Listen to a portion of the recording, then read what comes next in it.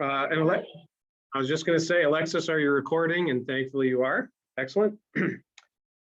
Let's start with surveys and monitoring. And I know this is going to be somewhat redundant, but the idea is to kind of collect these now into one place. And a reminder, Alexis is recording these and can show us periodically here. But what do we have? Let's talk surveys and monitoring first. You know, so we talk a lot about the BBS. So we have the Federal Breeding Bird Survey. That's kind of the number one thing we have. That's obviously in one place, even with its shortcomings, and we can talk about what those are. What other things do we have in place that help monitor this species at any point in its life cycle? And feel free, let's just keep this informal. If we can, just kind of blurt things out, go ahead, and if it ends up being a case where we're stumbling over each other, we can move to a different approach. But for now, just kind of spit out ideas and let's have Alexis capture them. As Steve mentioned, sorry.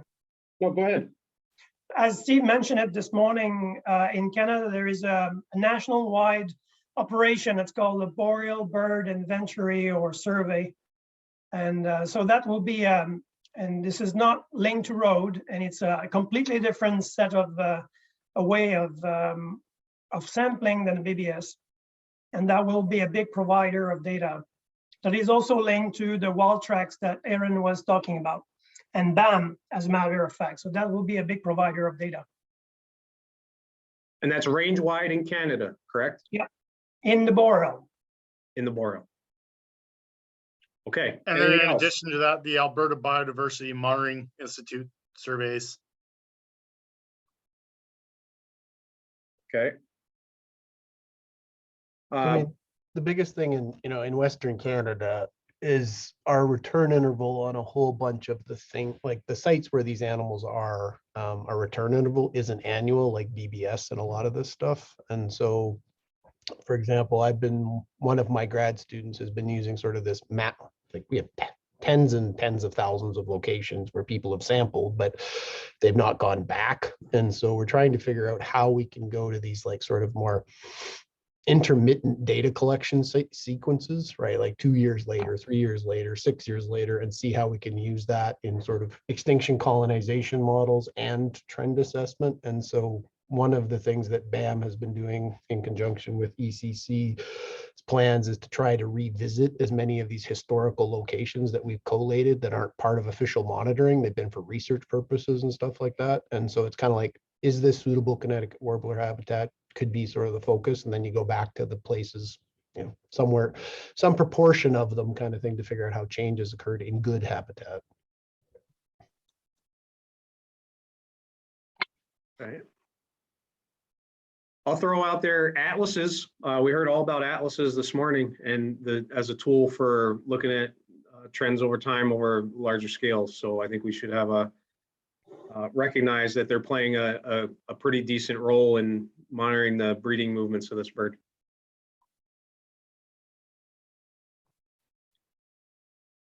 Anything else? Well, there is a lot of nocturnal flight call stations that are recording the bird over the night, but unfortunately, the Connecticut Warbler doesn't have a distinct and nocturnal flight call. So that's I don't think it would be possible to monitor migration with them. I'm not so sure that a lot of in Canada there is a migratory bird monitoring network, and but I'm not sure how much those 21, 25 stations that are all linked in a network are catching Connecticut. So, the other thing with sorry, Steve. I was just going to add the migration monitoring network data might be a good addition, but an important proviso there is to really generate interpretable estimates sort of nationwide or regionally. We need the connectivity data as well as some breeding ground species distribution models to really accurately estimate those trends. So they're all sort of intertwined in their need. Well, I heard the word needs. Hold on to that because we're going to get to needs. So let's get those on when we get there in a minute. But to transition from migration monitoring to eBird, the eBird data have shown that they have the potential to predict, to get to the same kind of trend that the migration monitoring is doing. So the eBird data is a really important database. Yeah, certainly. I would agree with that, especially during the spring stopover and fall stopover, especially if they're concentrating in areas on the eastern seaboard where coverage is good and high by citizen scientists. I would add, Alexis, in the U.S. at least, the 3 states where this bird occurs has somewhat regular monitoring on national forests, right? Yeah, or we at have least- annual monitoring in Chippewa and Superior National Forest, and that data has been shared with the BAM group. Okay. And I think it's been recently updated. And then we have through, I want to say 2011, Chequamegon, Nicolet in Wisconsin. Unfortunately, they stopped their annual monitoring recently, but that is a data set that's available too. I was going to mention something else.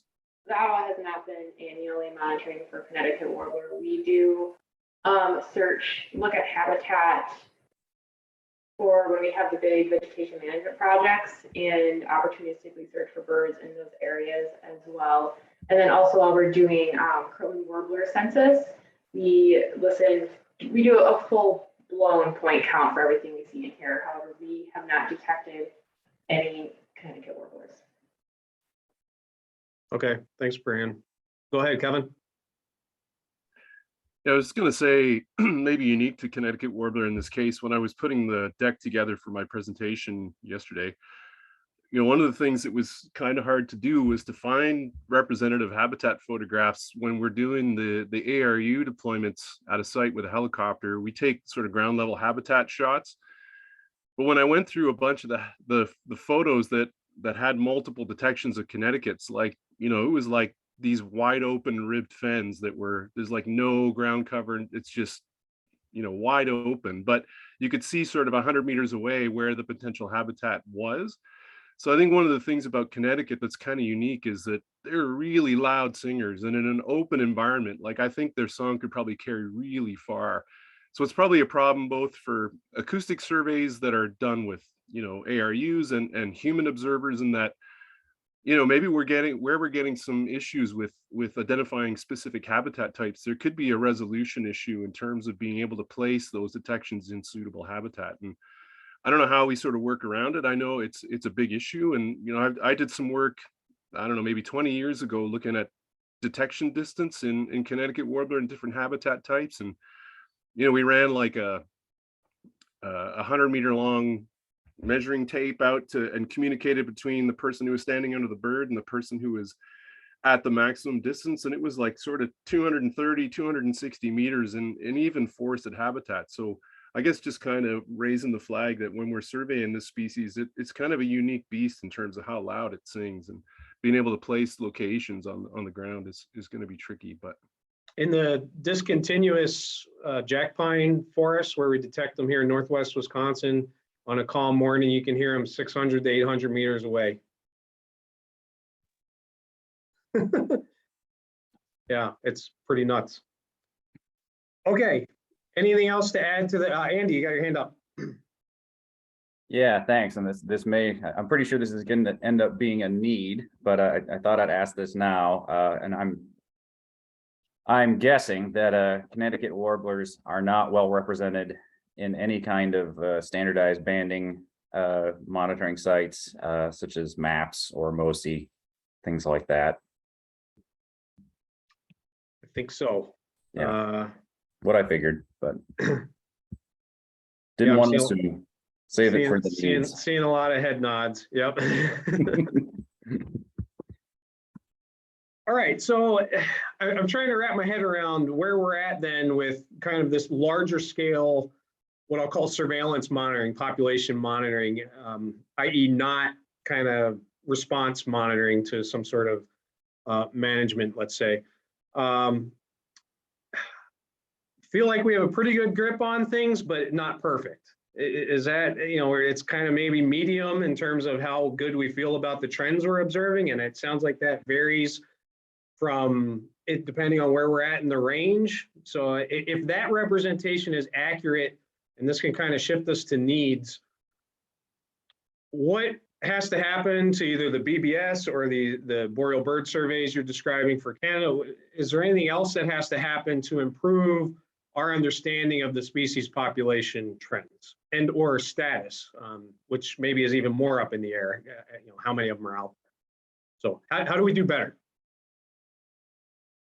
I would advocate that our highest need is to make sure that we can get the uncertainty to a place where Marcel and the rest of the folks who are listing these species gets it into the highest priority so we can get funding for the species. Like, how do we decrease the uncertainty and trends so that we can actually do some meaningful conservation for this? Because we have an idea of where it is and that it's declining hugely, but how do we get it to the top of that list? I think it might be useful trying to go into the migration monitoring network data and to see whether there's anything in there that actually could be modeled, because we do already have from Michael's work the connectivity issue, and we have a BAM species distribution model that is hopefully being revised pretty soon with some new data. So I think that would maybe give us some better certainty about what the trends are doing and what they're doing spatially, beyond what we know from the BBS, which might help to make a lot of the case if there's enough data in the migration monitoring network to actually do something with. But those data are downloadable, so I don't think it would be hard to at least explore those quickly. I'll just jump in there quickly as I'm on the CMMN steering committee as well. I did look at the database, or look into it, when I was preparing the Canadian summary, and there were no summary trends readily available. So what CMMN has done is that for a lot of the species, there are publicly available trends that have been generated every so many years. I guess Connecticut Warbler didn't hit that threshold for any of the 24 or so member stations across the country. Now, that doesn't mean that there are no records. I mean, I know that Thunder Cape and Long Point at minimum had some, and presumably there have been some in Manitoba as well, but I fear that probably the sample sizes are small enough that there won't be a lot that can be done with that. To Steve's point, yeah, that the data are available, so anyone can make a request for the raw values and look into that. I just am doubtful that it's going to give us a lot of insight, and especially given that we, have only a little bit of a sense of connectivity. Even if we have a little bit of a trend showing at a migration station, it probably won't help us resolve the uncertainty issues that we're facing. But it's still worth looking into, because every little piece of data we have is worth compiling and evaluating. Mike has a comment in the chat about the uncertainty with BBS trends and only sampling the southern edge of the range. We don't really know what's happening in that northern portion of the range. How do we make up for that? So does this boreal bird survey, Bruno, hit the full portion of the range, or? Well, and I was just going to talk about that a little bit, because in my neck of the wood in Quebec, the only two sources of data that provide information about the Connecticut Warbler in a meaning way is the Breeding Bird Atlas, which have a 25-year pace, and eBird. BBS is providing information, but it's unsure if it's reliable, and there is not much root with the species on, and probably a lot of uncertainty around the value. So, and for the boreal monitoring program, it is designed at the moment to evaluate trend, but it's not in our intention to do it in a meaningful way for trend, because what we do is to assess relative abundance and distribution, and it will take 20 years plus to cover the whole of the boreal if we ever able to do that. So the difficulty with trend is, as you know, is to build a time series with enough data to mean anything. And so I think it's really difficult to avoid having specific census that we do on a regular basis to monitor the decline. And we do have the same problem with the Blackpool warbler. Whereas for Blackpool, it's not even sure if it's declining. The BBS shows a real strong decline, but the migration monitoring shows increase in some of the station. And so it's unclear what's going on in the boreal. So that's the biggest challenge we have, is to cover the bulk of the population. And it's not clear how we can do that. Alexis, I would add for the US portion, I think we need to come up with an off-road regular survey at some interval, mostly on Minnesota's side. But I think that's a need we have here at this range, not only to detect declines, and this is true all over the range, not only to detect declines, but to, eventually, hopefully, measure some stabilization or even increases. So my question, I think it's a very valid one, though, is like, given what we just saw from the wintering grounds and the magnitude of pace of what was happening, that would a dedicated blitz in the next year or two that focused on, we're going to places where somebody found one within the last decade, like you guys in the US, you showed some really good examples of, like, we've gone to the spot because we know they were there, and guess what, we watched them disappear. So in other words, the habitat's still there, it's still good, and they're gone, right? Like a concerted effort. And would it, I guess, and this is more for the government folks, is it wouldn't be trend, it's just what's a snapshot of, yeah, things are way worse than they used to be. I mean, I realize, that's not necessarily a perfect sampling design, and we might want to add in, let's also go to some places that are predicted to be good habitat, just see if they've moved. But that certainly would be, I mean, in Alberta, that's something essentially I'm doing. Connecticut warbler wasn't a priority for me because I got 2 or 3 others that are bigger priority to kind of follow this model. But I think that's something that we could think about, and to identify if it is really this big a priority or not, or if it is just I don't mean to sound, but I mean, if it's a Eastern Canada thing due to climate change and range contraction, that's not probably going to get federal, Alberta's going to count and go, oh, there's still lots there, don't worry about it, kind of thing. But Okay, yeah, good points. You raised something there. I mean, we don't want to do a countdown to zero and just kind of watch them go away. We're need to be taking simultaneous and immediate conservation action while the monitoring gets. Yeah, but I'm thinking Marcel, Adam, like, are you guys, like, if we've got some targeted things like that, is that a worthwhile exercise from your perspective statistically? I mean, we're all thinking about this, but I mean, BAM has something like, I don't know, we're up to 200,000 locations across the country. We could take those and go, 3,000 of these have had Connecticut warblers at some point in the past.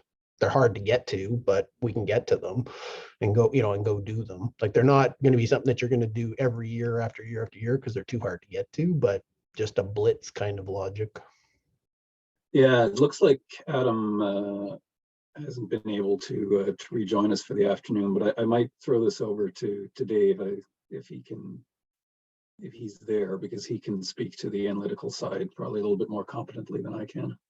Yeah, I'm here. Yeah, I mean, I haven't thought about this deeply, but I think that's a great suggestion, is using a combination of the historical data and some of the modeling that says where are areas of high density and low density, and then maybe selecting some of the historical sites across that gradient and resurveying them. That seems like a really sensible approach.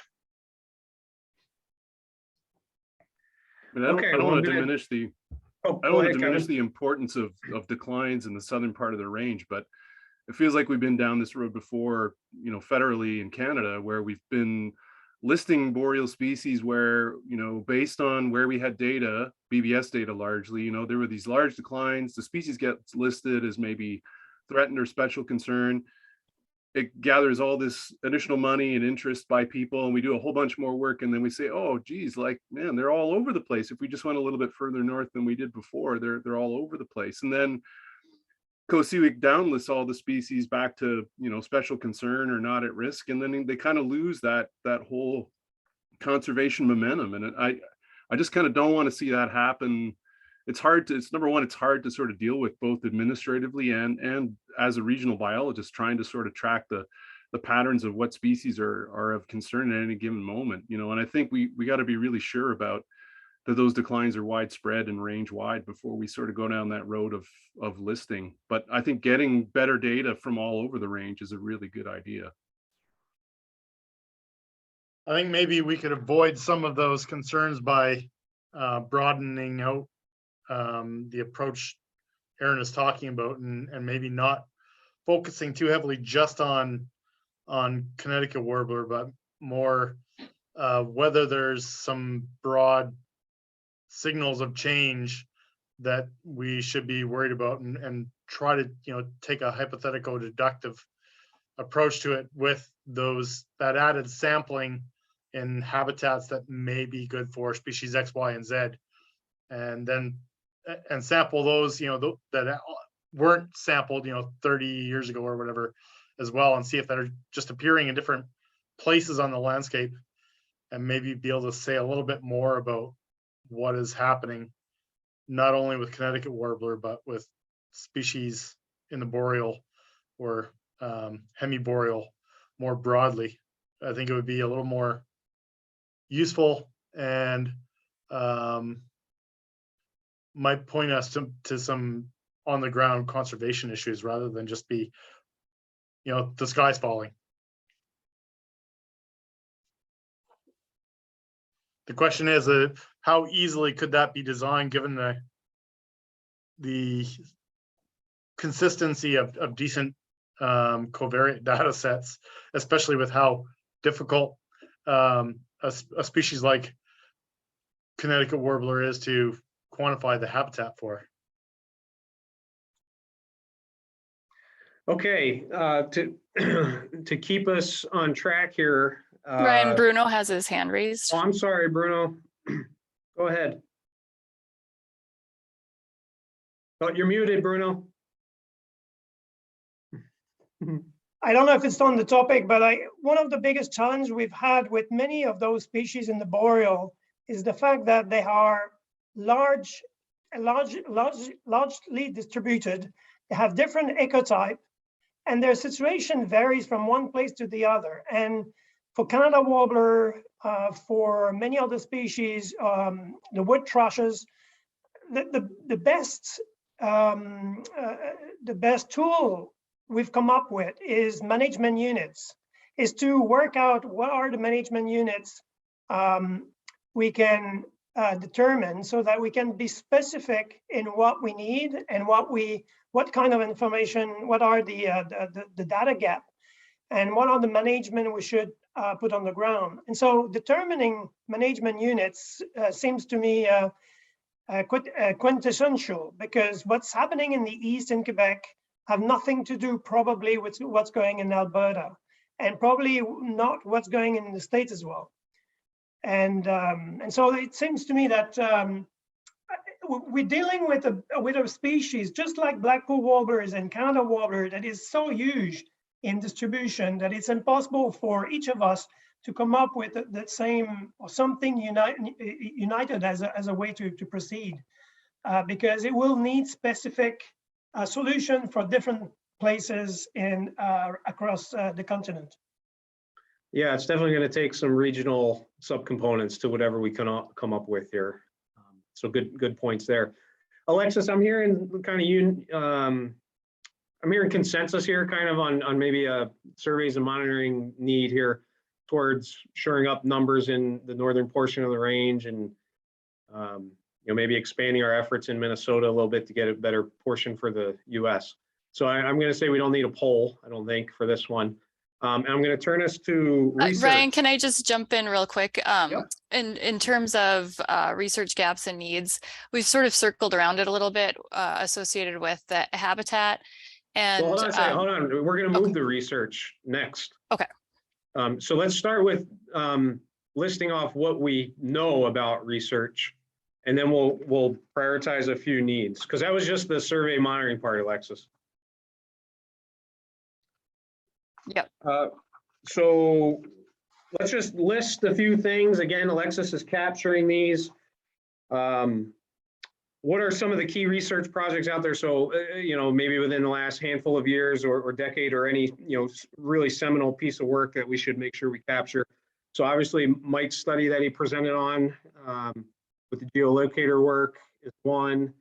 The work that Kevin presented about and Emily McKinnon's geolocator work from a few years prior is probably another one. Alexis, you talked a little bit about nest monitoring that you guys did there in Minnesota. So that's another recent project. What else is out there that we can throw on the board?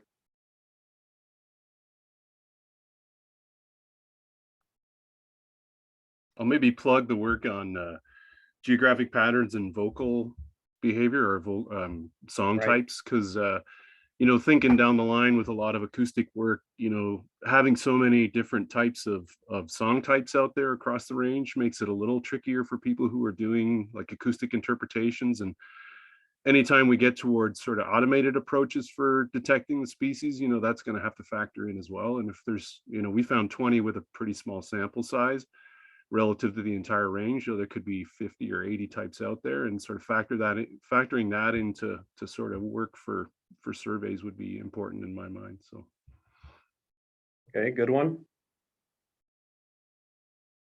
Other research work going on. Any grad students doing anything on this right now? It's got to be a whole pool of them waiting to work on something, right?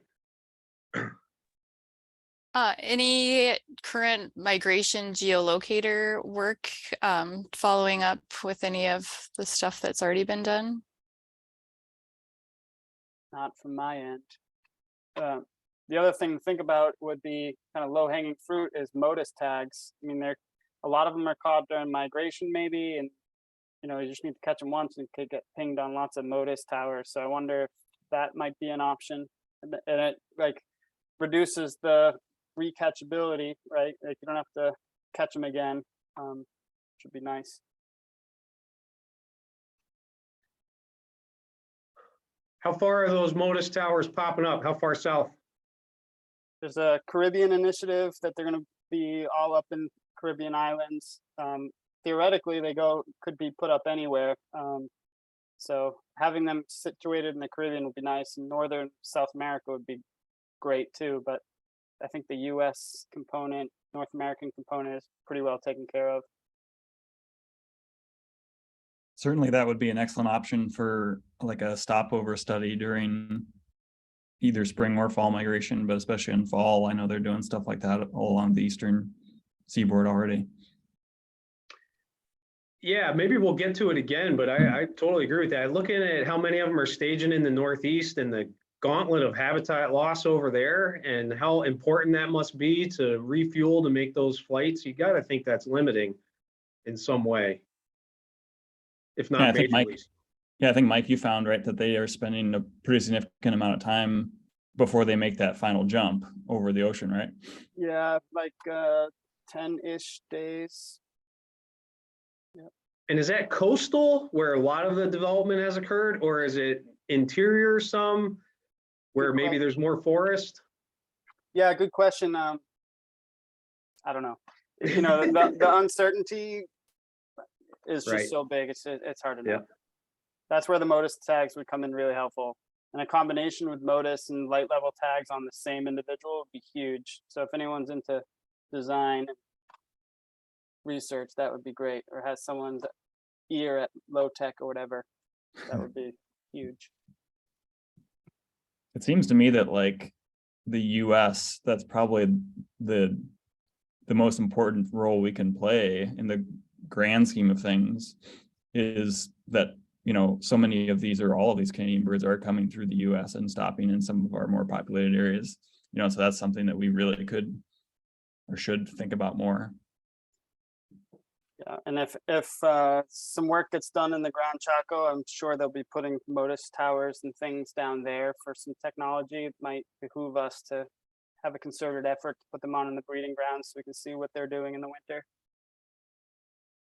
just to Steve's point there, I just took a look at the banding record totals, and there's about 1,500 records over the years in Canada and about 11,500 in the US. So, you know, despite the 97% of them breeding here, there's about 7 times more banding records in the US, indicating, and a lot of it is Maryland. So, you know, obviously reflecting the migratory movement.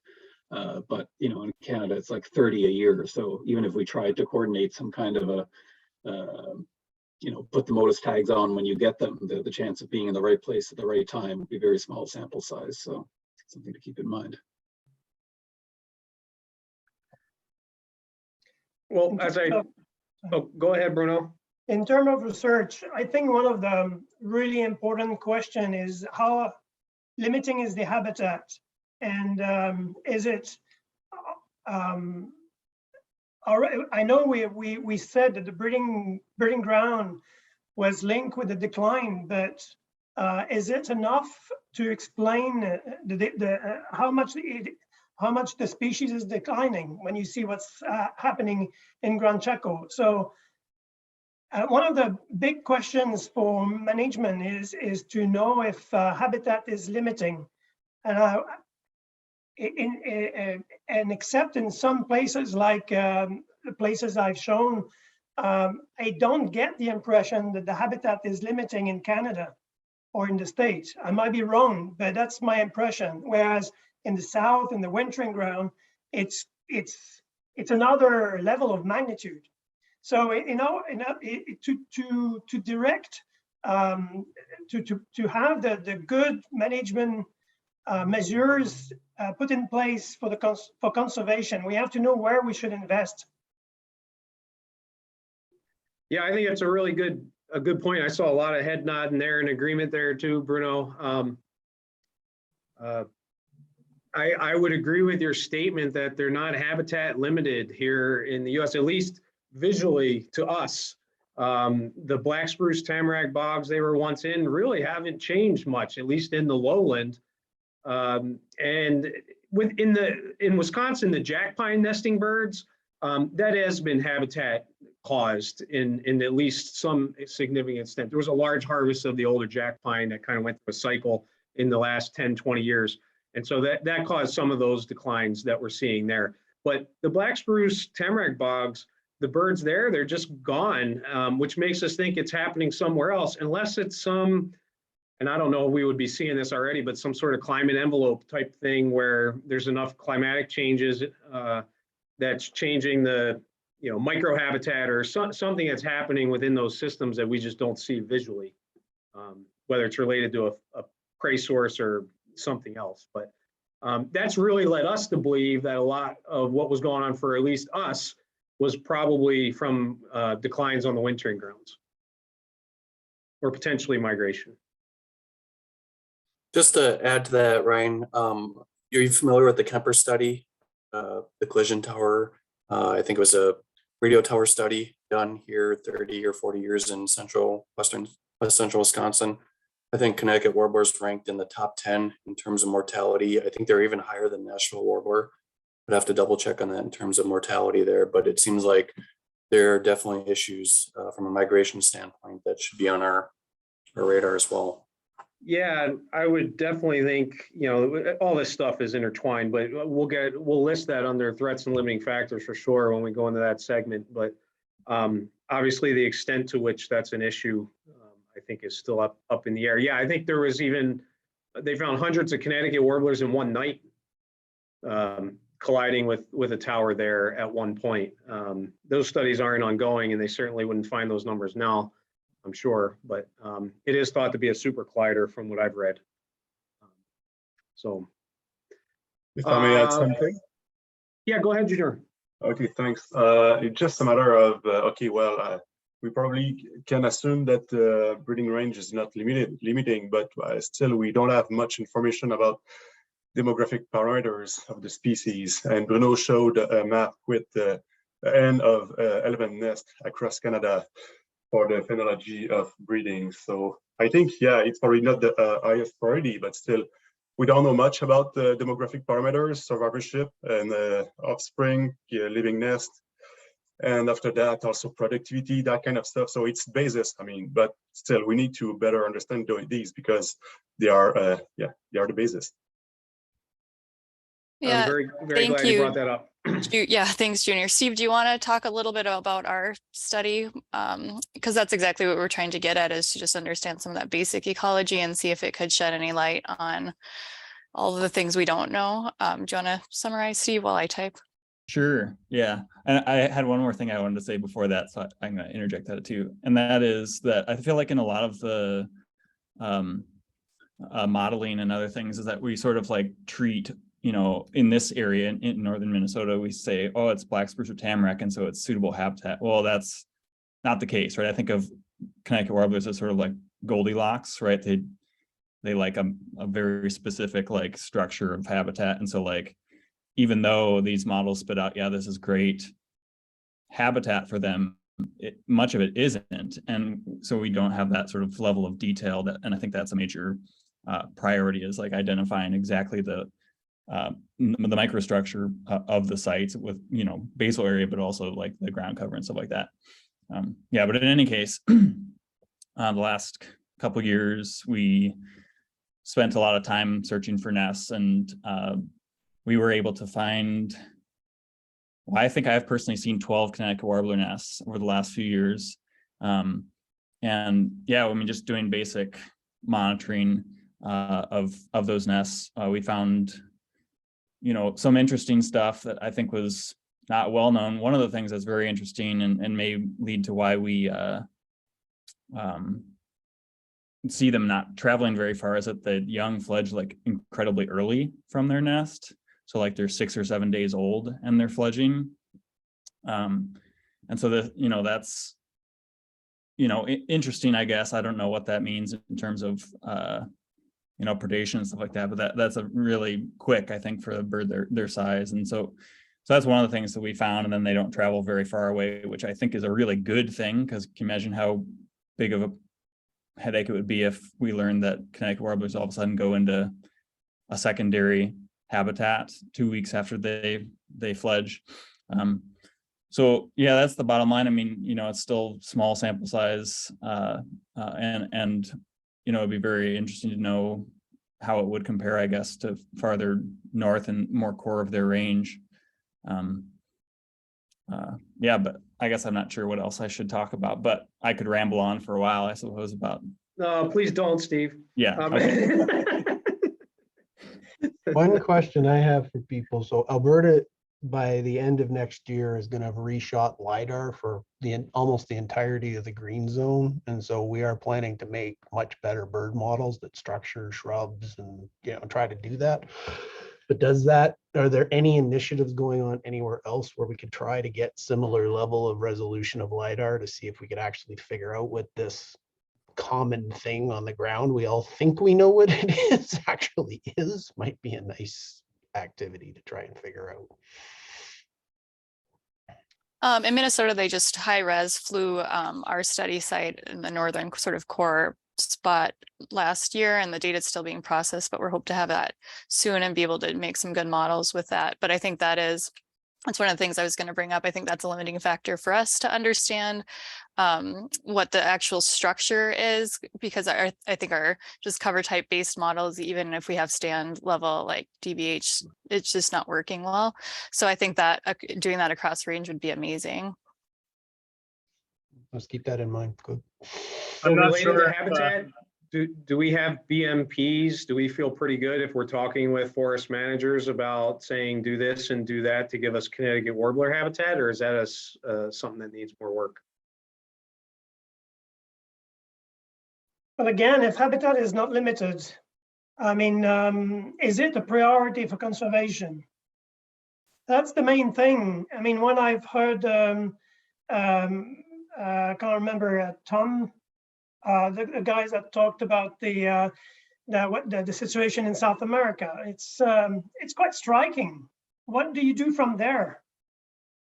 I mean, we in the past we have lost a lot of energy and money working on our neck of the wood, our breeding ground, where everything was happening in Colombia, Peru, and in the south, but we didn't have contact over there. We didn't know where they were wintering.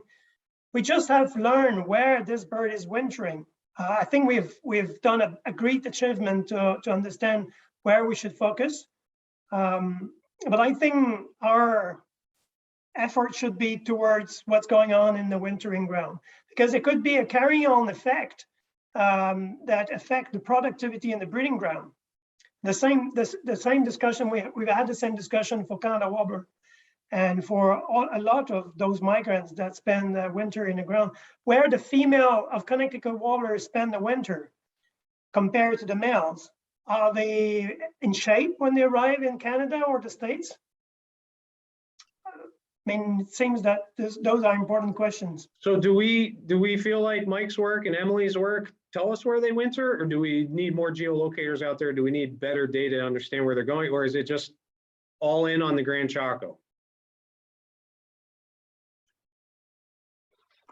Yeah, I would hesitate to go all in on the Gran Chaco, although I do see that as a very high uncertainty is so large that it's kind of it could be anywhere in one of those three countries, right? And so more precise tracking technology or you know, winter-based research hands on the birds is really important. But I think I would argue that, you know, also some just like basic demographic parameters. What is survival like from year to year in different habitat types? Like female survival, what might be limiting? I mean, right now we have all these habitat associations, but it could just be because of unpaired males are singing their heads off, but the highly productive habitats, we don't detect them. You know, we don't know any of this stuff because it's so undersurveyed and understudied. I mean, yeah, for me, that's what I have a hard time wrapping my head around where we go, because there's so little information known about the species. Okay, I'm going to throw another one out there. Do we need some research on climate change effects or impacts on breeding grounds or otherwise, or is that a lower priority at this time? Maybe, I can't recall, but maybe Aaron, you can speak to it. I think some of Deanna Strahlberg's work probably has addressed a bit of that already. Yeah, I think there's a climate envelope model for the boreal for Connecticut's. I mean, it is just that, though. It's climate envelope. We have done some work trying to project, you know, the actual habitat supply based on fire rates and stuff. And I can't remember if Connecticut's were part of that equation or not. Yeah, that's I think about all I can say. I mean, the broad projection concept, I mean, it's been done a couple times with climate envelope. If you want to go more deep, like the high res stuff, that could take some work. But Brianne, you have your hand up. Yeah, just a quick go back. Sorry, I don't have a comment on the climate change and how to address that moving forward. But you had asked a question about BMPs. From a managerial, like forest managerial standpoint, all the information we have is very variable as to what the Connecticut Warbler could need on the landscape. And so if we had more specific BMPs that we could narrow our silviculture practices or like even general habitat management practices down to, would be greatly beneficial. However, right now it sounds like the discussion is more of an issue with wintering habitat, but we still have a whole bunch of unknowns yet in the breeding habitat as well. So as we move forward, as we're collecting more data and can get these nuances that the bird's really keying in on, and these specificities would be hugely helpful from a management standpoint. Okay. Junior, your hand's up. Yeah, it's about the climate change impact. We published recently in 2020 a paper using Landis, so it's a forest landscape models, and we projected that actually habitat change in northeastern Alberta on bird communities. And what we've seen for the Connecticut Warbler is that they may have impact of depending of the climate change scenarios, but also the forest management will have an impact. So it's not necessarily all decline trends that we observe, but it depends of the forest management. So there is actually our models show that it may be not so bad for Connecticut warblers in northeastern Alberta, and we have other simulations that are coming in other regions. So that's some pieces of information that we can have for the predicted impact of climate change. Okay, thank you. Judith, your hand's up. Yeah, just the work that Junior is doing is really critical, I think, because the projected climate change impacts on boreal forests in Alberta and Saskatchewan are really frightening. And if that's where the stronghold of this species is at the moment, then it's really, really critical that we understand what we can do to potentially help protect the species. And so if there's something we can do for forest management to help, then it's really important we understand what that is and start taking actions. All right, Alexis, do you need any clarification on anything? I think we'll skip the prioritization exercise and maybe think about doing that at a later time. You feel like you got a grip on those? I think so. I've been trying to capture the chat as well. So yeah, Okay. thanks everybody. This is really great. Okay, well, I think what I would like to do is kind of transition us over to threats and limiting factors. We have some discussion of the surveys and monitoring, some about some of the research and research needs. That's great. And I know these are all intertwined because some of the research we need are on the threats and factors. So I think what the goal of this next discussion really is to I don't know, it's going to be somewhat redundant, and that's okay, but I think we want to outline what we think are some of the major reasons we're seeing the trends we're seeing, what we know and what we don't know about those particular factors or threats, and then maybe eventually we prioritize those and what do we think the primary ones are. So Alexis, again, will capture all these so that we can translate these later. But I'll start by throwing out wintering ground habitat, Alexis, as a potential, or loss thereof, as a potential limiting factor. Anybody else want to toss some out there? What's threatening Connecticut warblers? Humans. There we go. Yeah, good luck with that one.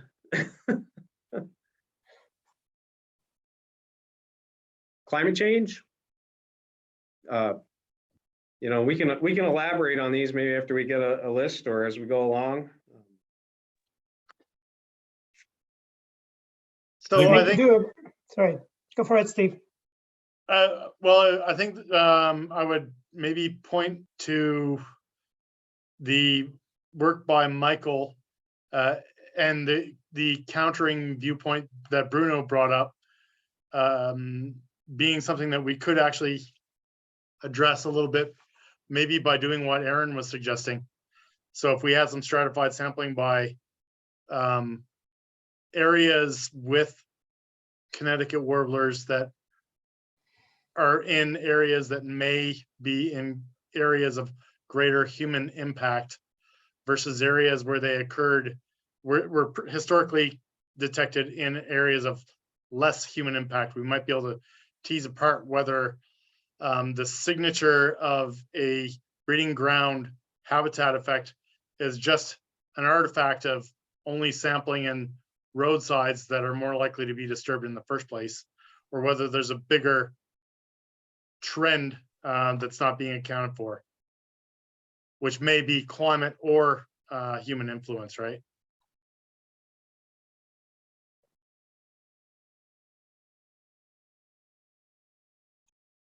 Okay. On the breeding habitat side, here in Wisconsin, the habitat improvement that we did was primarily focused on getting rid of a shrubby mid layer. That seems to be a potential commonality. So I don't know in what areas the breeding habitat is limiting, but for us, that was something that we were looking at. Yeah, so habitat degradation, in some cases occurring naturally. So in our case, and we don't know exactly what causes it, but these jack pine stands are regenerating. And some of them, the soil is supporting this intense growth of hazel, oak, and other deciduous brush that grows to maybe 10 to 15, 20 feet in height. And it can be fairly dense, and that's negatively associated with occupancy by Connecticut's. Whereas in other places, the soil is not supporting those, or the amount of sunlight or some combination thereof, and you're maintaining an open mid canopy, yet you're still getting that ground layer of blueberry, in some cases bearberry, as well as some moss, and that's what the Connecticut's like. So in that case, it's kind of a natural degradation, but we also have issues of invasives in some part of the breeding range. We haven't really talked about those, so maybe that's worth mentioning here. Do you folks in Canada have any issues with any invasive species that are degrading the habitat for breeding?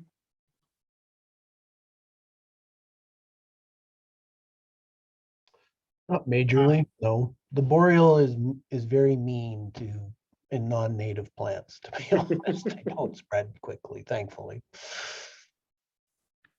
Mark, I Yes, see your hand up. Yeah.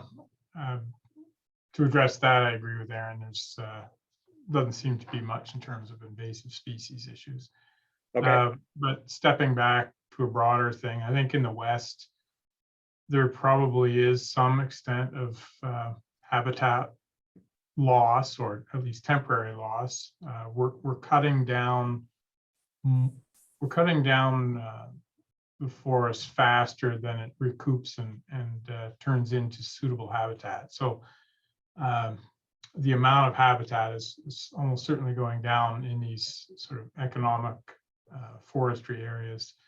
And then just to touch on, I listened with interest to that idea of going back in and thinning out that tall shrub layer. I've seen similar degradation according to the Connecticut Warblers in various plots around here locally. Some of it is simply edge. A new edge gets put in, a new road, seismic line, pipeline, something like that, cut block, allowing more sunlight, and that changes the response to the ground vegetation. Suddenly there's a lot more shrubbery responding to that increased light, and then a few years later the Connecticut warblers disappear. One of the cases on my study site there that I was showing earlier, a couple of big outbreaks of aspen tortrix moth. We had a couple of years of severe defoliation. The warblers didn't care about that at all. I'm sure they fed happily, and despite there wasn't a leaf in the canopy, the birds were still there singing away. But 5 years later, a couple of years in succession of increased light, and all that shrubbery started to grow up. And then 5 years later, there were hardly any birds because the shrubbery responded to that temporary influx of light. So there's all kinds of crazy things going on, but habitat, at least temporary habitat loss, and then degradation from any number of sources. Yeah, well, we're piloting on a small stand here in Wisconsin, and we're actually having crews go in by hand and knocking it out in a couple days, because we weren't sure if what mechanical treatments or burning or things like that would do to the ground layer that's so important. So we're doing a little bit of trial and error here to see how we can kind of fight back that brushiness, so to speak, while still maintaining that knee height and below brush that they like, including the need for moss, which they seem to have around here. Yeah, I think that could work, or hopefully it works in your case where you're reduced to such a small area of occupancy that you need that. Yeah. And this is not extremely scalable, to have hand crews all over doing this, but for the predicament we're in, it's a start. Looks like Brianne, your hand's up. So with my work with the Kirtland's warbler, basically in jack pine, what we're seeing is where we have fewer and fewer disturbance factors, mostly fire, that soil is starting to really amp up in nutrification. It's becoming way over nutrified, so it's out competing jack pine, and you're starting to get a lot of your oaks, a lot of cherry, a lot of shrubs, a lot of that stuff's really flushing up because now that soil can just support that much more going on. And so the jack pine likes that droughty, sandy soil. Well, it'll grow better on more nutrient-rich soil, but that droughty, sandy soil tends to limit the competition going on. Therefore, you don't get a whole bunch of this other brushy stuff coming in. So we're trying right now to kind of set back the clock on some of the soil there to try to get it kind of back towards that droughty, sandy soil so that we stop having so much of this undergrowth competition, because the curlew warbler doesn't like it either. Like the same kind of thing, like blueberry, sweet fern, those really low ground cover stuff, not the super shrubby, dense material. So that being said, and maybe I'm saying the obvious, but perhaps this lack of natural disturbance could be also pushing what would have been suitable habitat, pushing it more towards these areas that are supporting other factors that now make it no longer suitable. And is there a way that we could bring in maybe more burning, maybe mimic burning with some more mechanical means, and also maybe addressing the surrounding area too, like maybe we're impacting the surrounding area and that the birds don't really like the surrounding vegetation around the habitat. So yeah, that's just a lot of, I guess, nuances I'm dealing with right now, and burning can be a struggle because you have limited windows and limited opportunity, limited personnel and resources, but I guess just throwing that out there. Yep, good. I'm gonna throw out, we haven't talked much about what Connecticut warblers eat. And maybe we don't know much. And if so, is that a research need? Do we know if this is limiting? Do we know how climate change will affect those prey items? Any or all the above? Anyone have any thoughts on pursuing the angle of diet?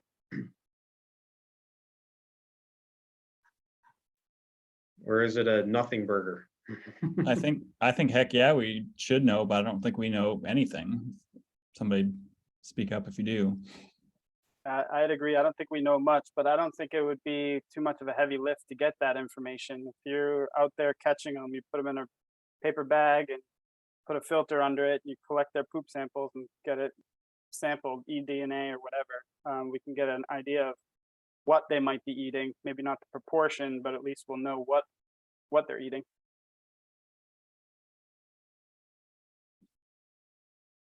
Any other thoughts?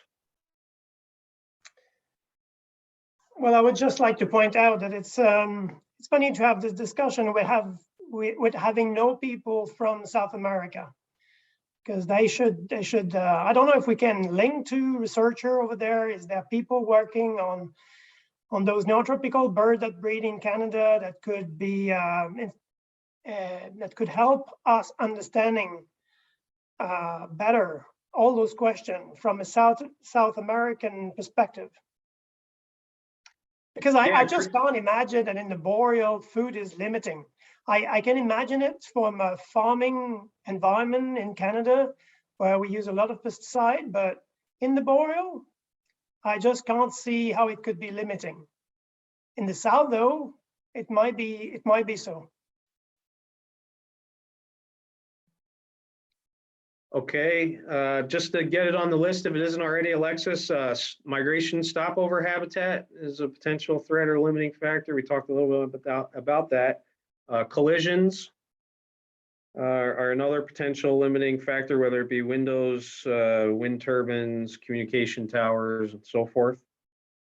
I think Mark may have mentioned it. I didn't hear a lot from too many other people, but like resource extraction, is that a major issue in Canada? So loss of habitat due to whether peat mining or forestry, some sort of resource extraction.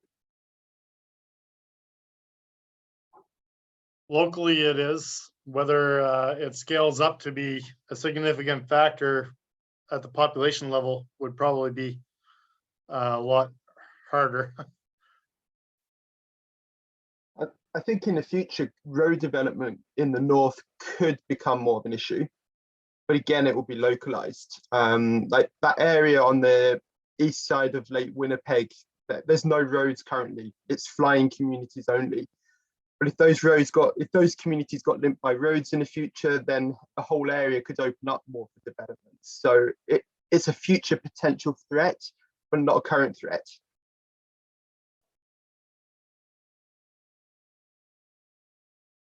All right, I'll throw out another one here. What about predation? Do we feel like predation is limiting this bird in any way? It significantly. Maybe cats during migration. Yeah.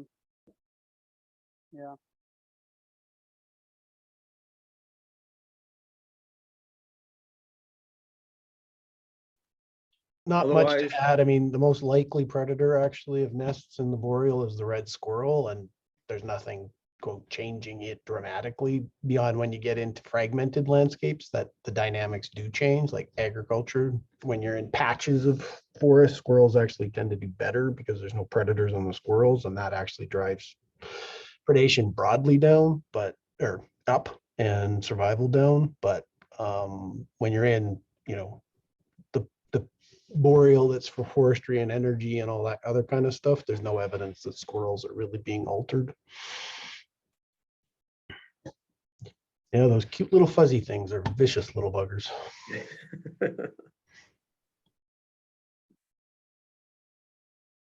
All right, one more. I think Mark was the only one who mentioned cowbirds. Anyone else do we think cowbirds play any issue here?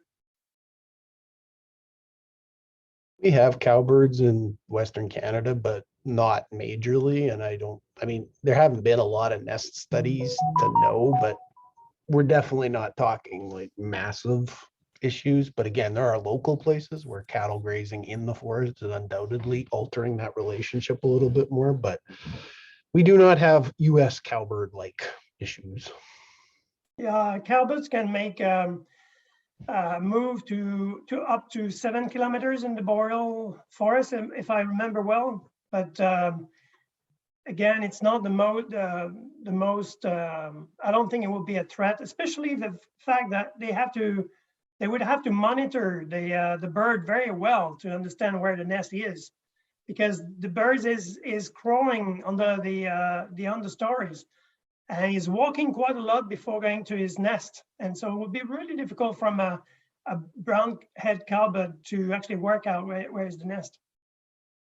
It's just impression, but it's my 2 cents. Yeah, cowbirds actually, Bruno, I had one I tracked over 42 kilometers in his daily movement in the boreal. If anything, though, I think cowbirds are declining at a faster rate in Canada than Connecticut warblers. So if they are a threat, they're probably a diminishing one. Good point, Marcel. Do you think that could change with fragmentation and/or warming temperatures? Possibly, but I mean, we've had fragmentation for a while, and I don't really know what's behind the decline of the cowbird, but especially in the east, it's been quite substantial. So, maybe in the west, the change hasn't been as much, but yeah, I think in the grand scheme of things, this would be a very, very low consideration for this warbler. Okay.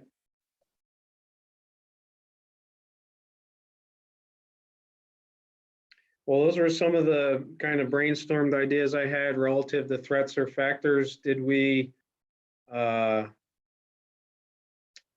miss anything? Actually, before we do that, let's, it looks like Jacques has a video he would like to share with us showing or maybe about a chipmunk attacking a nest. This is good stuff.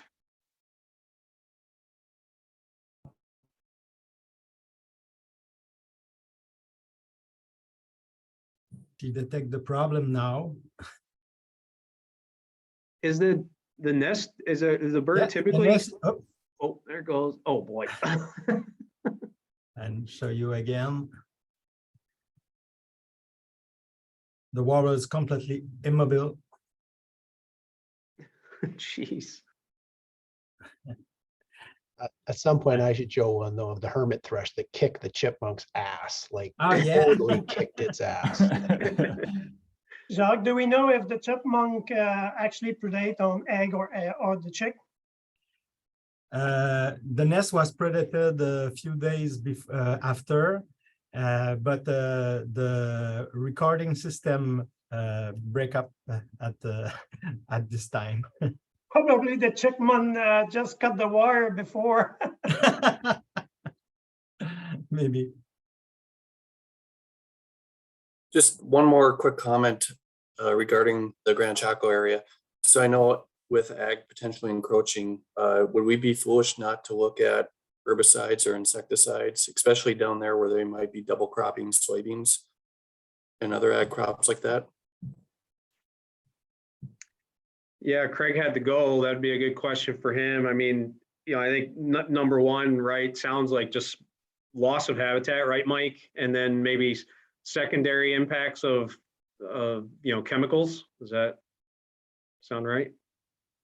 Yeah, yeah, and if we could probably detect that on the breeding grounds if we take, some samples, either, I don't know if it stays on feathers for a while or what, but maybe we could sample feathers and get some residues and things to see if that might be an issue, if they're making it all the way back after they're exposed to it. So yeah, I think that's a great idea. That could be lumped into, a larger study or something, looking at, just body condition upon arrival kind of deal. Looking for winter carryover effects. Yeah, it seems like the spring stopover is almost largely unknown, and so that would be another large area that needs, route all the way through condition upon arrival after crossing the Gulf or wherever they're doing, et cetera. Yeah. Yeah, because they're doing overwater crossings on the way north too, because there are virtually zero records going through Central America. So they're also, just before they depart, they have to have good fat reserves to get over maybe some troubling winds. So that's a great idea.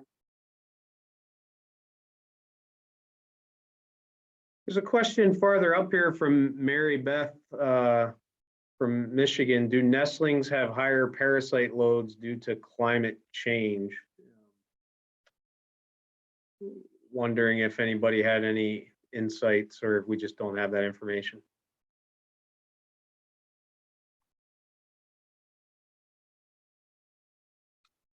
Sounds like we don't have that information, Mary Beth, so sorry about that.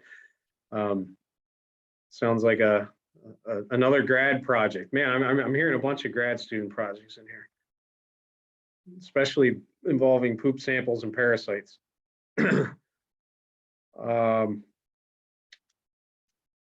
Okay, any other threats or limiting factors? Bruno, your hands up.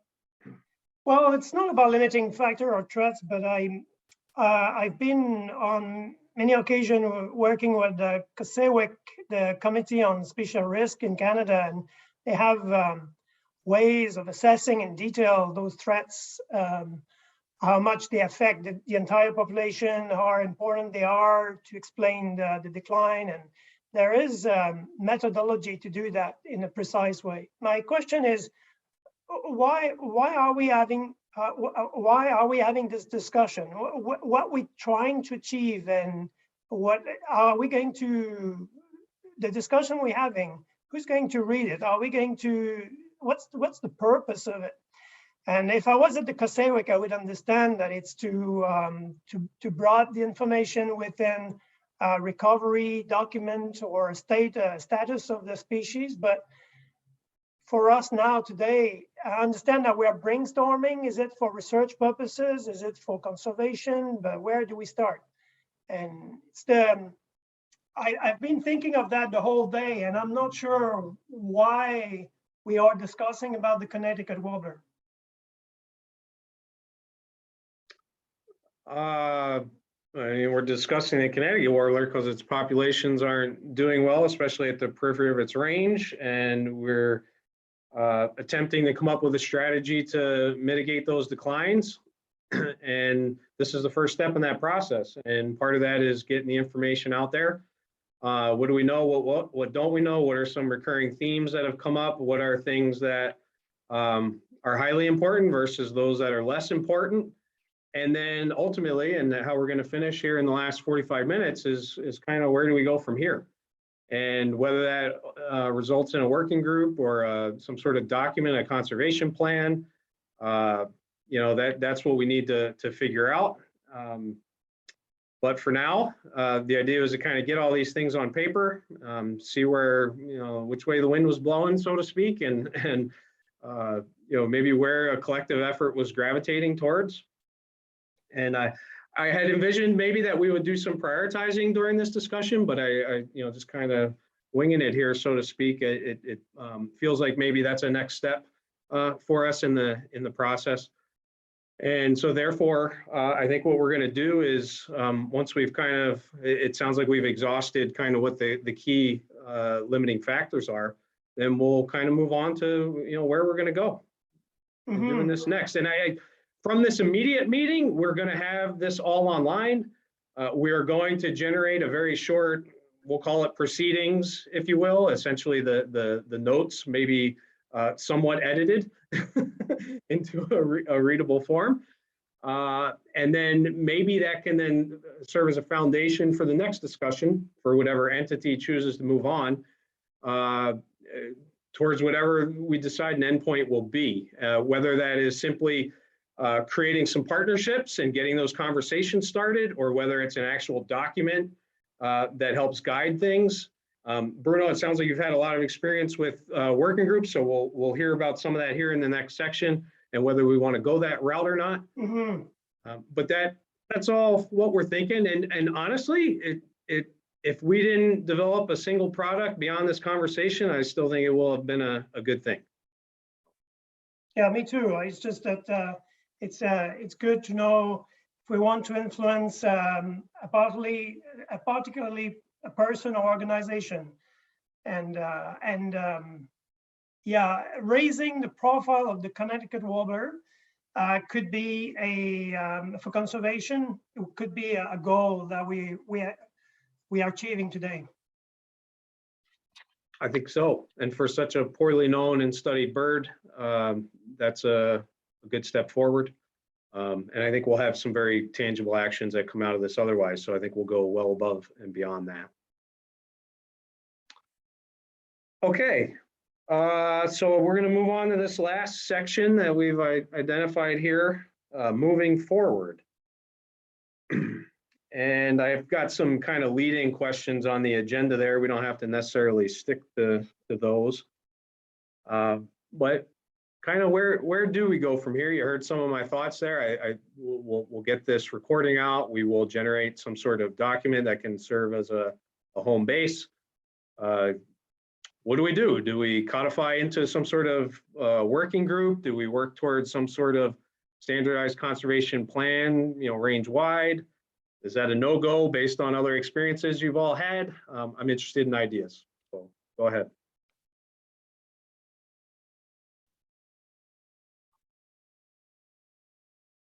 I personally like the idea of forming a working group, only because the working groups that I have been associated with has kind of directed the research needs and a large collaborative effort to move the needle a little bit, whether it's Prothonotary warbler or bicknells or whatever. And it seems like it could only help and not hinder. More heads we have together, the better, in my opinion.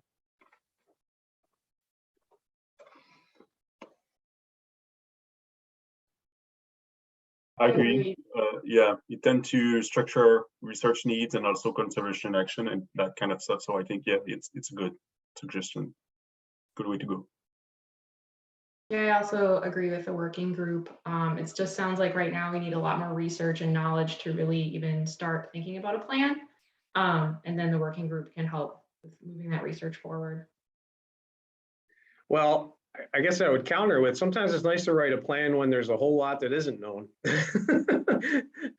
because you can get down, it's doable. You can get down what we know, identify a lot of what those gaps are, and then it becomes what you can use moving forward to fill those gaps.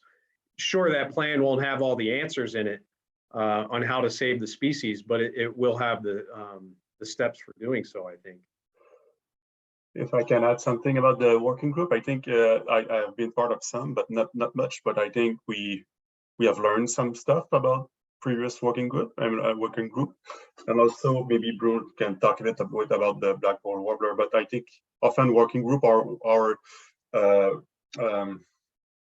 motivated by momentum, and I think it's important to keep the momentum and keep contact and that kind of stuff. So I think once we lost communications, it's going down, and after that we need to revive all this stuff. So I think there is something there, but globally I think it's a good idea, but depending of how it's organized. Okay, good point. Steve, your hand's up. Yeah, I was just wondering if a good initial step would more or less be to do a range-wide status assessment, wrapping up a lot of the stuff that was presented here today, everything from the BBS analyses to some of the sort of a literature review of the and gray literature review as well of some of the habitat selection data across the range, and a lot of the uncertainties, and just sort of wrap it up in a manuscript, and that be the sort of first step, rather than a nebulous working group that we're not sure yet what exactly we want to do with that. Yeah, interesting suggestion. I like it. So you're suggesting rather than a working group path, some sort of paper that summarizes this and kind of gets the status piece of information out there. Yeah, and Okay. I think it might also, like, if it's openly available like that, it might generate more interest anyway, both from potential funders and managers to other people that might want to get involved in a working group. How do folks feel about those? And you're suggesting that, well, I guess they don't have to be separate. Theoretically, you could still have some level of a working group moving forward while this paper's in development. It doesn't have to necessarily be one or the other, but how do other people feel about that?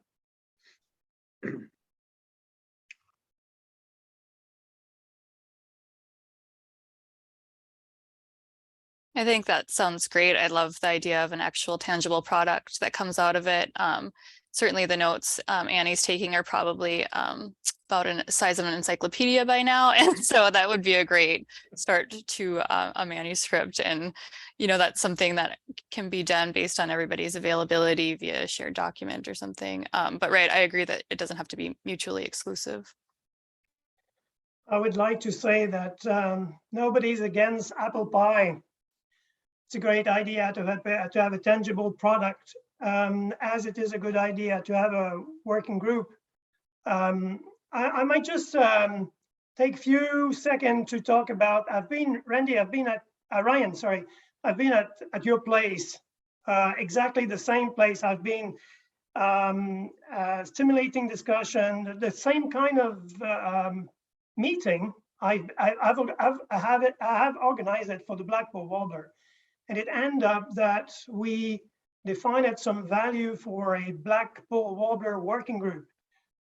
Those values was enhanced communication between people, among the various people doing research and monitoring, with migration monitoring station, with other species working group, and with current conservation initiative.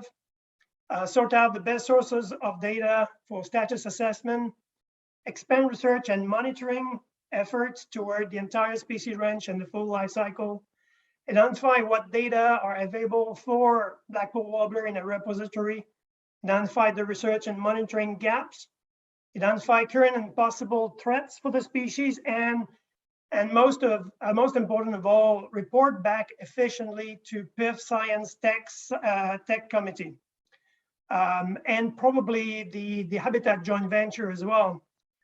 So the idea of having a working group against nobody's is against it. I mean, it's probably the best way to keep us communicating together, and that's why we created this Blackpool working group. But what Junior said is so true. The momentum is really difficult to keep. We're all extremely occupied and busy. There is more and more species declining. There is more and more species at risk, and there is more and more working groups. And I've been working with Randy Denmers of Eastern PIF. I've been representing the Blackpool Warbler on discussion about what the species working group needs to be more efficient.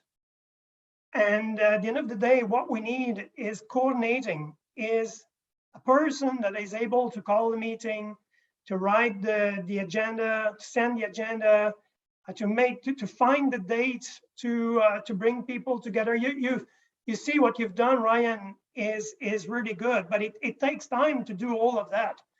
And after a third or a fourth meeting, you may be pulled to other things. And the single most important thing that we reported back to Randy about what the species working group really needs to be efficient is to have somebody dedicated to help us get organized and help us keeping the momentum. I mean, researchers are not doing that. I have done it for a while for the Blackpool Warbler, but it's out of my working definition as well. And then at one point, it go lower and lower into priority, and then there is no more working group meetings. So, but although I'm sounding negative, it's a working group is a really good way of going forward because of all of those values I've pointed out, especially making connection between managers and researchers, and making connection between South, the wintering ground, and the breeding ground. And with the Blackpool Warbler, we were fortunate to have people from South America as well, and it helped connecting South with North. I don't know if any organization in this call have time and money to help keeping the momentum of a working group, but that's really the most essential point of having a working group, because we're all dedicated. We all wanted to share our information, but at the end of the day, we're all really busy and none of us can coordinate a group like that. Yeah, point's really well taken. Spot on. Totally understand. I've been involved in other working groups that have come and go in exact trajectory, as I'm sure you all on this call have. And it does bring up a question that I had. And I mean, my involvement with this was watching Wisconsin birds disappear. We're at the edge of the range. It seems very strange for a Wisconsin guy looking at 3 Connecticut warblers to kind of run this whole thing. So I was kind of curious, you know, to what extent Canada had concerns on this. This is obviously your beast, so to speak. And, you know, is there enough there for someone within, you know, your jurisdiction or your agency to maybe pick up an effort like this and run with it? In the meantime, I'm willing to kind of keep the momentum going in at least short-term fashion. I'm perfectly fine with organizing the ship and getting us together at regular intervals and cheerleading from the sides and offering insights when I can. But, you know, we're dealing with a lot fewer birds where I'm at here, and I'm unlikely to be able to kind of spearhead some sort of range-wide conservation assessment. That's unlikely for me. So if we simply want to keep some momentum moving forward, I can certainly do that in the time being. I'm not going to say I'm committing 3 years of, 10% of my job to do it. But I think for now, I can keep us at least talking and moving forward on a couple key actions. Ryan, so as a reminder for everybody, I work for American Bird Conservancy. I guess you can see that in my picture, but You're just I guess flying it all over the place, Michael. I see that now.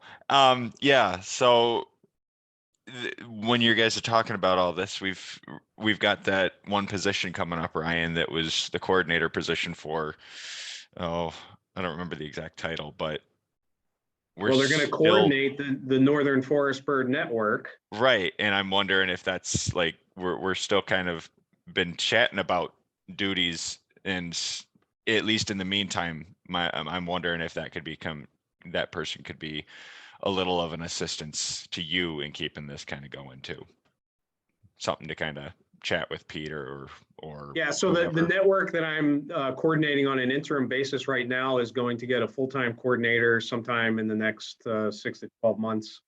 And that person will have multiple duties, including keeping that working group going, that network growing. But it's possible that they would have some time to assist this sort of effort, given it is a priority species within that network. I don't see them taking a big full-time reign either, but they could provide some help. And when they step in, it maybe frees up a little bit of my time to move this a little bit forward too. But I certainly recognize the pitfalls of, single species working groups kind of all over the place. There's Kirtlands, there's golden wings, there's flagpoles and Canadas, and we got a working group for every warbler, it seems. But maybe that's what it takes. And Alexis, I can't speak for you. What do you see your role moving forward as to what you could spearhead? From a non-science standpoint, really, I think this in purely conservation, this is going to be the species that disappears from Minnesota on my watch. And so, like, knowing my career ends, that I tried to do everything I could to help. That it's very important to me and to my lab. And so whatever it takes to kind of get some momentum going, I'm not going to sign off on 3 years, but certainly I'd be willing to help in whatever way makes the most sense. Kevin, you have your hand up. Yeah, I was just going to say, like, I think it's really impressive in terms of the group that's been assembled for today. Like, I think we had almost seamless coverage of the entire range in every jurisdiction in Canada and the United States, which is impressive in itself, I think. And I think, maybe we shouldn't be targeting like the highest priorities going forward, but I know throughout the conversations today, we talked a lot about sort of low hanging fruit. And, I know, like Bruno says, we're all pretty busy with other stuff, but I think as a collaborative unit, I think if someone came up with questions that we could address by spending a few days in the field, because all of us or most of us are in the field for periods of the summer when we're in Connecticut warbler habitat, and whether it's like samples or audio recordings or whatever it is, if someone could initiate a research project that made sense, that could cover off, because this is one of those species where if you look at the Birds of the World account, it's a wide open slate in terms of like lack of information. So even if that was what came out of this, I think that'd be impressive in itself. And just assembling the list of names across the entire breeding range is a kind of a huge step in itself, and we've already done that. So I can see that as a really good sort of path forward, if nothing more. I think that's valuable. I'm glad you brought up Birds of the World. I had that written down because we hadn't mentioned it yet, and it probably should have came up somewhere in the research and modern needs or something, but I don't think the text for that account has been updated in over 10 years now, and maybe even a little bit older, and maybe there hasn't been a lot to add either. But I think it's possible that one task someone could undertake would be to update that account. If we felt like that was a valuable action to take. And we can talk about that into the future, but it was something I was thinking of, that lay out there. Does anyone, I had a question about working groups. You have range wide, we've got lots of, multiple countries, lots of states and provinces. Has anybody been involved in a working group that has kind of divided itself regionally, so kind of developed subunits of a larger group to advance, more regional or local issues forward. And this is maybe a candidate species for that, given how different it is in Quebec than it is in Alberta versus, say, the US.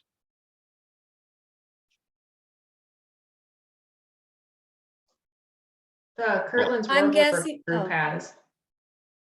The Kirtland's group has by state. I'm on the expanding the breeding range subcommittee. So there's different subcommittees that are addressing these different areas. And so there's a committee that's focused on the core, there's a committee that's focused on experimental, and there's a committee that's focused on the expanding breeding range, and then there's a subcommittee that's focused on wintering range. And then there's also a subcommittee that's just, what's the name of it? Human dimensions. So Oh, yeah, a little human more dimensions. policies and human people So rather than it's habitats. not necessarily geographically divided, but it is like topically. So in our example, you could have, a research and monitoring arm of the group versus a wintering grounds arm of the group, and so forth, right? That's kind of how the Kirtland's Warbler is broken out right now. I've learned a lot today. I didn't know hardly anything about the Connecticut Warbler before this meeting, so it'd be interesting to see how a working group would be split out for the Connecticut Warbler, because I think there's maybe some things that could be lessons taken from the way that the Kirtland's Warbler team is broken out but I also think there's probably potentially different ways that a Connecticut Warbler team could be broken apart that the Kirtland's Warbler is not. I think the basis for dividing a working group by area, it would work only if it's a bird with a high connectivity with the wintering ground. If the breeding ground is connected to a specific place in the wintering ground that is completely different from another breeding ground that is connected to another specific spot, then the life cycle might be different from one place to the other. But I think there is great values to share the work from different places on the same topic, but it's not, some people might be more interested into conservation action, and others might be more interested about demography and research. And so topic is an obvious one. But if the birds have low connectivity, then we will end up reinventing the wheel to make contact and to studying the same thing, I think. And Mike Hallworth, how would you reply to that? Yeah, well, I think that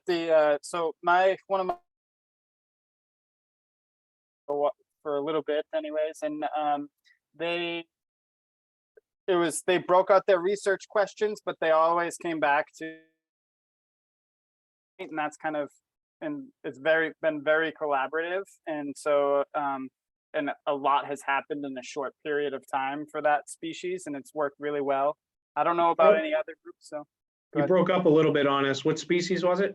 Prothonotary warbler. Okay. Yeah, and it's similar, maybe not life history, but connectivity wise anyways, where most of the population is going to the same place.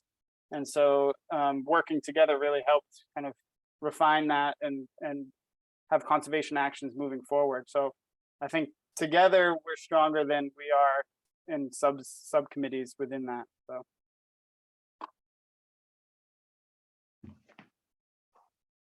Okay. Good points. I have on here funding opportunities. Obviously, that's maybe putting the cart in front of the horse a little bit in terms of exactly what we're trying to do. But does anybody know of, I don't know, some good pots of money we could steer towards any type of work related to Connecticut warblers?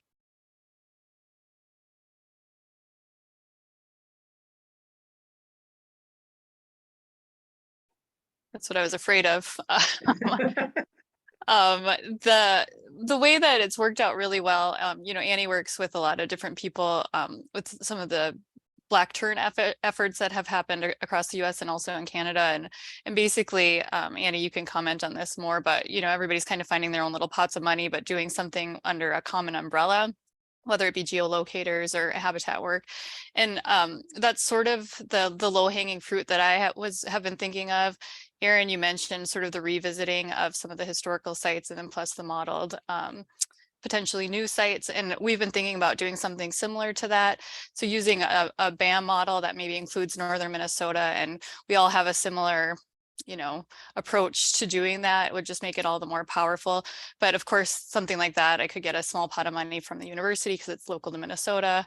And then maybe, you know, individual entities could do it in a coordinated fashion, but separately. That seems like a good, or probably the most likely approach for the first steps, but I don't know, maybe people have other ideas about funding. Well, there could be some possibilities of some internal Environment Canada funds, I'm presuming, for some range-wide revisits to data that's represented in the BAM data set, or perhaps in addition to a grant and contribution agreement that might be able to fund some grad students or somebody to go out and do some of those surveys. I think it would be helpful, though, if we got together with Aaron and articulated some specific design ideas to be able to pitch that.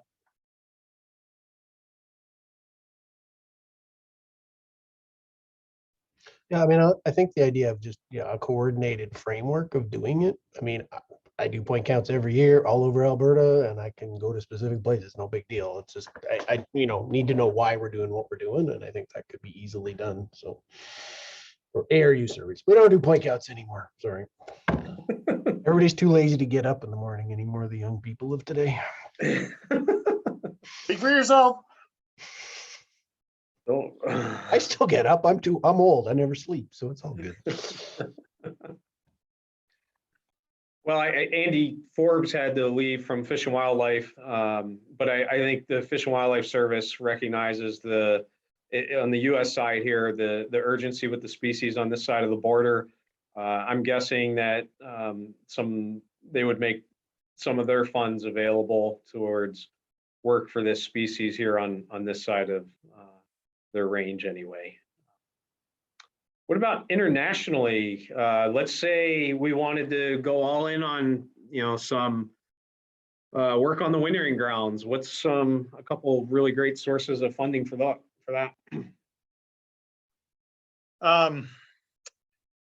It's too bad Junior has already left. I do believe that there might actually be, I can't remember the organization, but there's a potential trade agreement being negotiated between Canada and, I can't remember the acronym, but there's a group of South American countries. And usually when there are those trade negotiations, there's something like the CEC sort of same sort of arrangement set up. And there's some funds under those sometimes. So it might be worthwhile looking into whether there are funds associated with those trade agreement negotiations that might be possible. Okay. ABC does have international staff that might be a little more familiar with funding opportunities. I don't know a whole lot about specifically what they do, but it could be something I can throw out to them if needed. Yeah, ABC would be a great partner. I mean, man, wintering grounds, we just need like basic surveys even, don't we? Like nobody goes down there to even know where the birds are or to find them.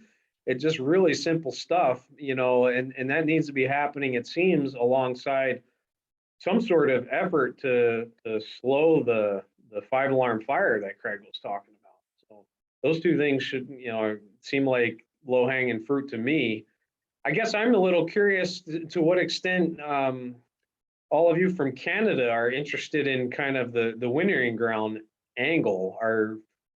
I guess for me here in Wisconsin, I mean, we're dabbling in some habitat work, but we really see the wintering ground as the place to stem the bleeding here, because I'm not convinced, because we don't think they're habitat limited here.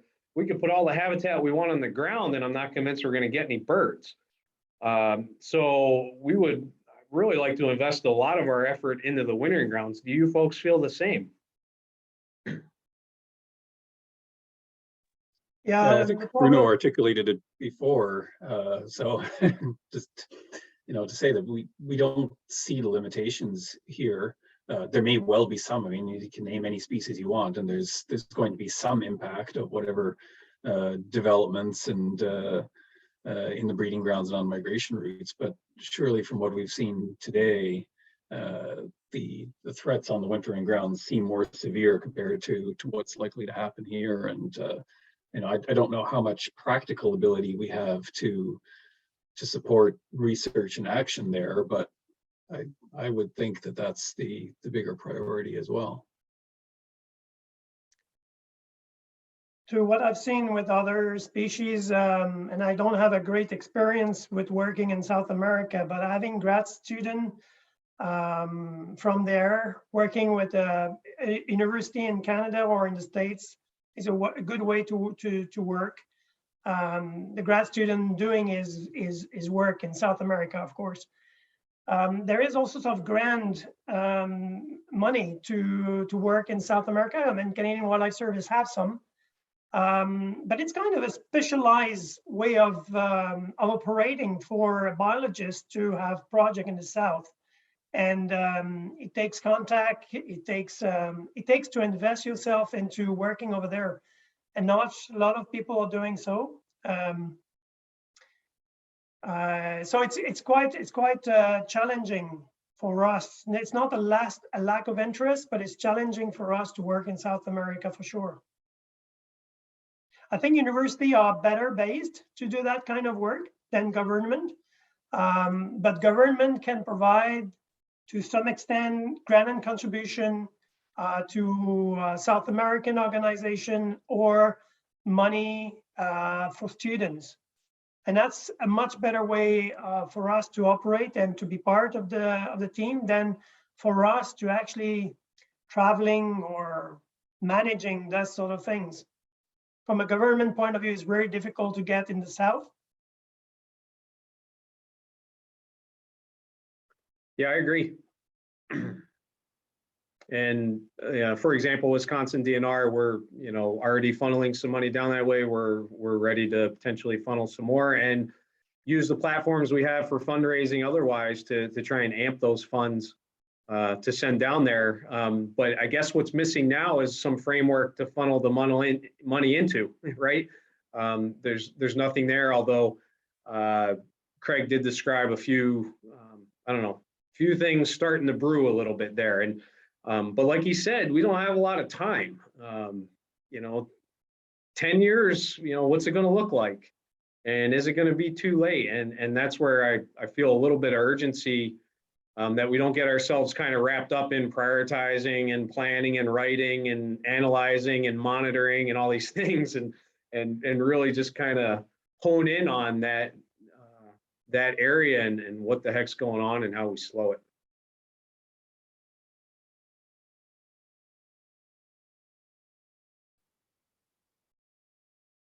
One first step could be chatting with Callie Stanley and Pete Mara, who have lots of funding to work in the Chaco now on the yellow-billed cuckoo, and maybe there's some low-hanging fruit they could put out. I don't know how you would even survey for Connecticut's in the winter. I suspect they're not vocal, but maybe we could get with them to see if there's some preliminary data that we can collect while they have boots on the ground there, and at least put us in contact with some folks that may be interested. So that's probably that. My suggestion earlier is linked to that. I mean, probably the best job we could do from this working group is to raise the profile of Connecticut Warbler to those people like Pete Mara, Ken Rosenberg, the PIF Science Committee. I mean, here we're fortunate. We have the sub chair, one of the chair of the bird subcommittee for the Kasewik with Marcel. But I mean, the thing is, it's a bit like Blackpool Warbler, is to raise the profile of the bird so that people get interested in it. And I think that would be a good PR for us. And then you find, and then people interested and money can come after that. But it's not obvious that Connecticut Warbler is declining that fast. When you look at, from a Canadian perspective, if you accept what's going on in the eastern part in Quebec, and even there, I mean, we're losing part of his breeding ground. But is the population is declining, or is it a threat? We don't have much data we think so, but we don't have data to prove that. We don't have data to prove that.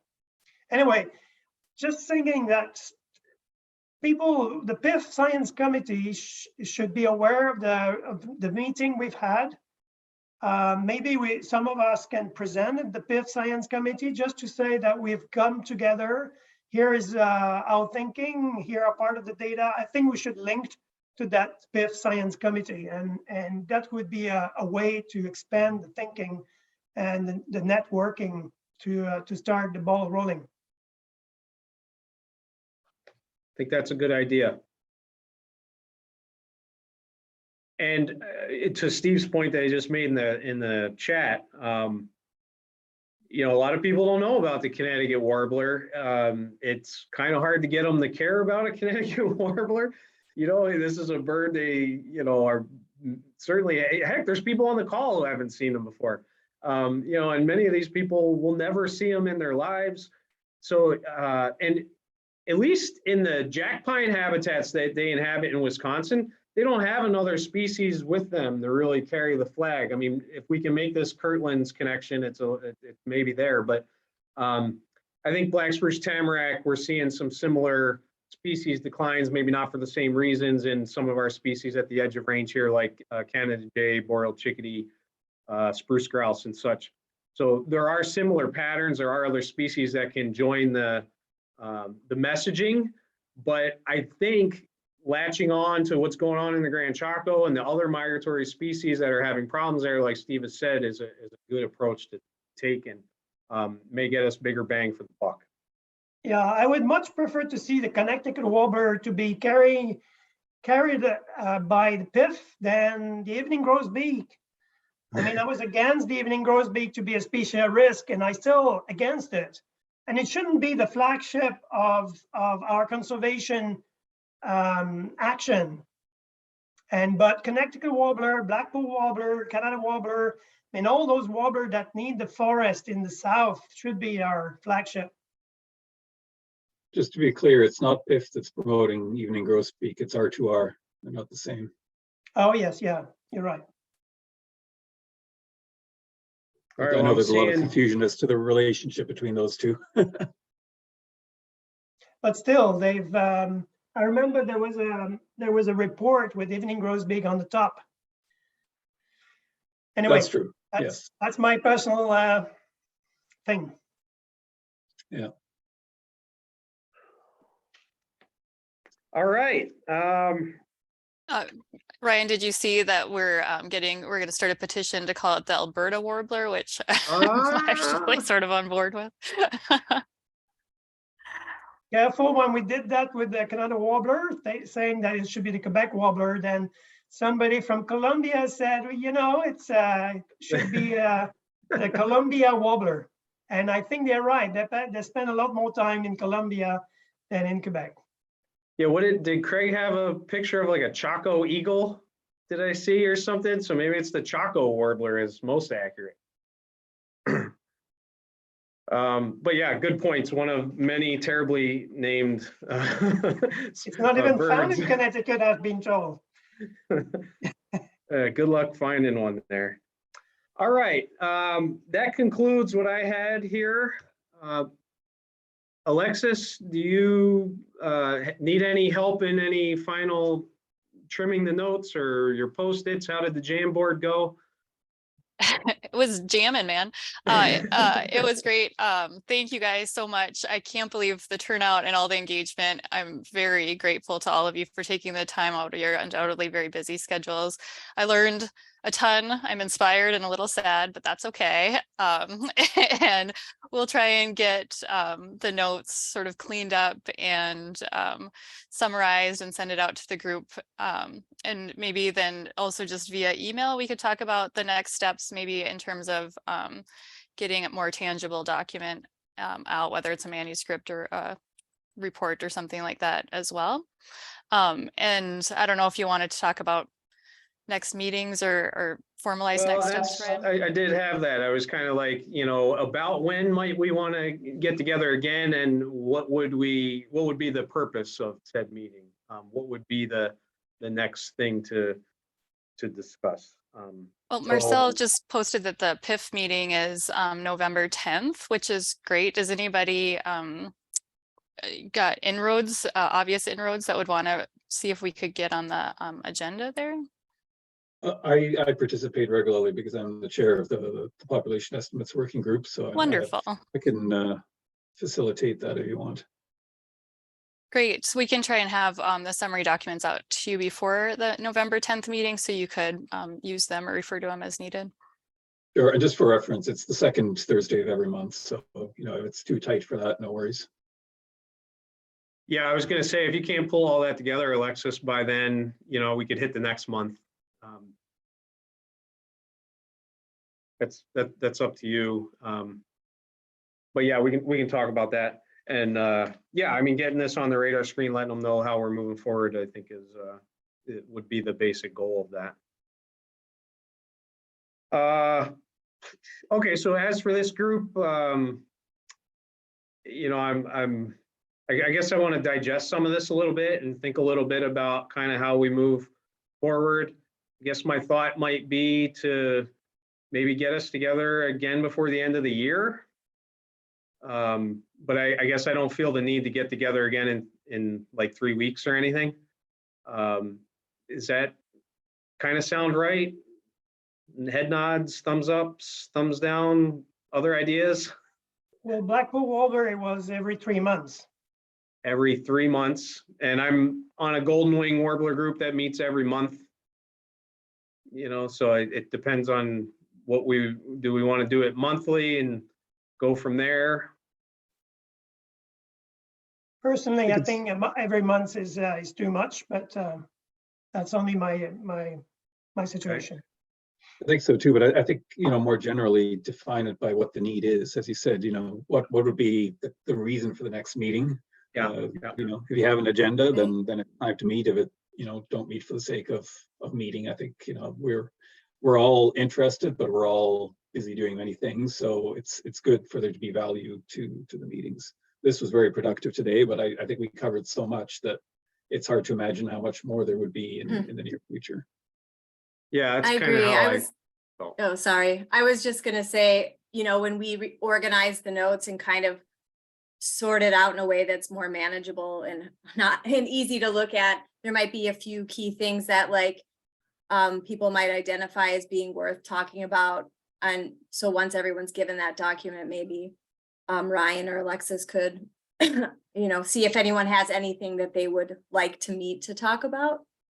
Because not working with the species at all and just listening, there were at least 3 or 4 things I thought were really interesting that, if it's laid out and everyone can read it, maybe there'll be some consensus about what might be useful going forward.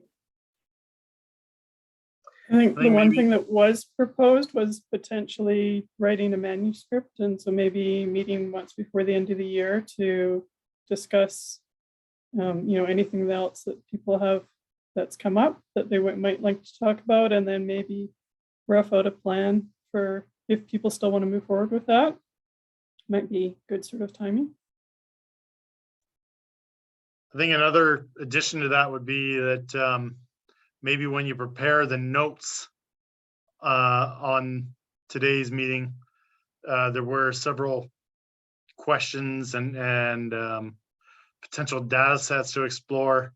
it might be worthwhile approaching individuals on those little items, and then there might be some use in scheduling a meeting if there's some follow-up on those items.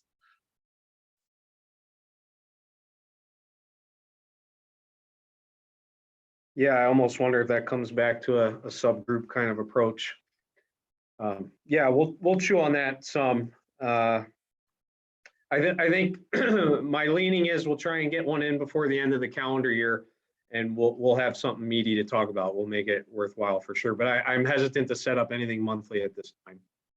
Although it's possible as we evolve a bit that it moves to that sort of frequency. We'll see. So with that, I would say in the meantime, you know, we all have a better idea of how Connecticut Warbler is faring across its range, what some of our partners are feeling in terms of loss, and maybe some little things we can be doing to help fill in some data gaps or some research gaps. If you're one of the professors on here and you have the ability to bring on grad students, clearly there's much more to be learned and to figure out here. And certainly with surveys and monitoring, if you're able to. I'll follow up with Craig and maybe with Mike too, and anyone else interested relative to how we can move forward on the wintering grounds as quickly as possible as well. So, any parting thoughts? All right. Thank you for organizing. Yes, thank you for organizing.